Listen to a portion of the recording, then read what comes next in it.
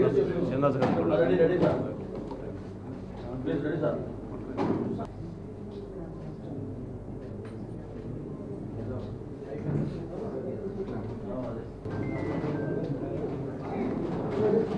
సేవ నెట్వర్క్ హాస్పిటల్స్కి ప్రభుత్వం వద్ద నుండి 2700 కోట్లు బకాయిలు ఉన్నమాట వాస్తవం. ఈ కూటమి ప్రభుత్వం వచ్చిన తర్వాత 16 నెలల్లో 4200 కోట్లని ఎన్టీఆర్ వైద్య సేవ, గతంలో ఆరోగ్యశ్రీ అని పేరుండేది, చెల్లించడం జరిగింది.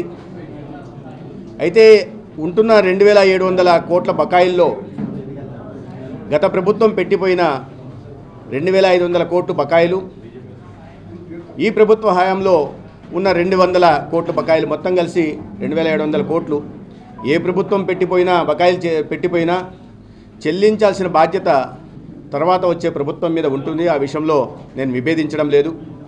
వారి చాలా న్యాయబద్ధమైన సహేతుకమైన డిమాండ్ మాట్లాడుతున్నాం. మొన్న ఒక 240 కోట్లు విడుదల చేయడం జరిగింది. కానీ కనీసం ఒక 500 కోట్లు విడుదల చేయాల్సిందిగా నెట్వర్క్ ఆసుపత్రుల అసోసియేషన్ నాయకత్వం కోరుతూ ఉంది. దీన్ని ప్రభుత్వం ముఖ్యమంత్రి గారి దృష్టికి, సంబంధిత అధికారుల దృష్టికి, అదేవిధంగా ఆర్థిక శాఖ మంత్రి గారి దృష్టికి తీసుకెళ్ళడం నిరంతరం మాట్లాడుతున్నాం.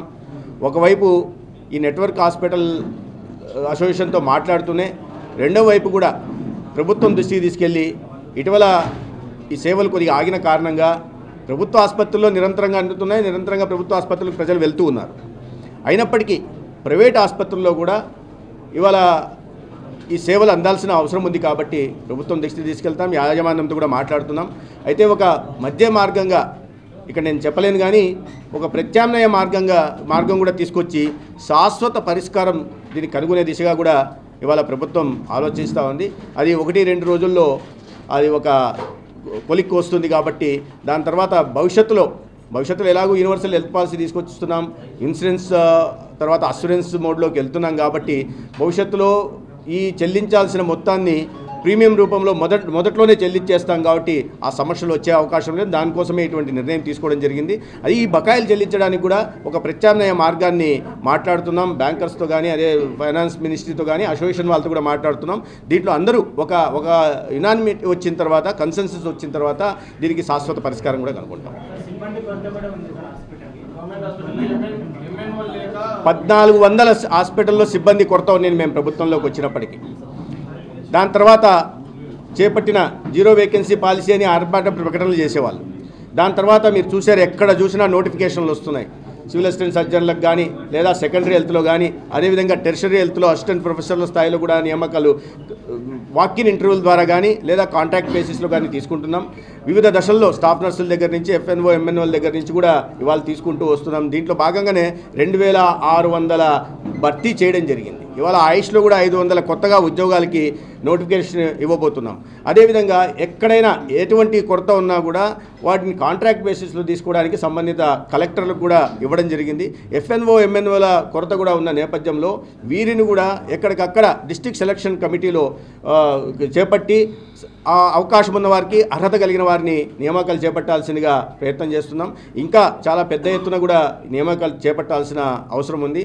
కొన్ని వాటిల్లో మాత్రం గతంలో ఏపీపీఎస్సీ పబ్లిక్ సర్వీస్ కమిషన్లో ఉండేవన్నమాట. ఈ ఆయుష్ కానీ, లేకపోతే ఐపీఎంలో కానీ, ఫుడ్ సేఫ్టీ విషయంలో కానీ, లేదా డ్రగ్ కంట్రోల్ అడ్మినిస్ట్రేషన్ విషయంలో వీటిల్లో కూడా ఇబ్బందులు ఉండేవి. ఏపీపీఎస్సీ అంటే దానికి నోటిఫికేషన్ కొన్ని సంవత్సరాల పాటు పడుతుంది. కాబట్టి దాన్ని కూడా మా ఏపీ మెడికల్ సర్వీసెస్ రిక్రూట్మెంట్ బోర్డుకు కూడా దాన్ని బదలాయించాల్సిందిగా గౌరవ ముఖ్యమంత్రి గారిని మేము కోరిక మేరకు వారు కూడా దానికి కొంత నియామకాలు చేపట్టడానికి కూడా అవకాశం ఇచ్చారు. కాబట్టి ఆ నియామకాలు కూడా త్వరితగతిన పూర్తి చేయడమే చేస్తాం. ఇవాళ సెకండరీ హెల్త్లో 244 మంది ఇన్ సర్వీస్ పీజీ కోటాలో చదువుకున్న విద్యార్థులు ఎవరైతే ఉన్నారో వాళ్ళు, డాక్టర్లు అయితే ఎవరు ఉన్నారో వాళ్ళు ఇప్పుడు బయటకు వస్తున్నారు. నవంబర్లో వాళ్ళందరికీ కౌన్సిలింగ్ చేసి సెకండరీ హెల్త్లో ఎక్కడ కూడా ఎటువంటి ఇది లేకుండా చూస్తాం. 117 పిఎస్సీల్లో 117 డాక్టర్ల మాత్రమే కొరత ఉంది.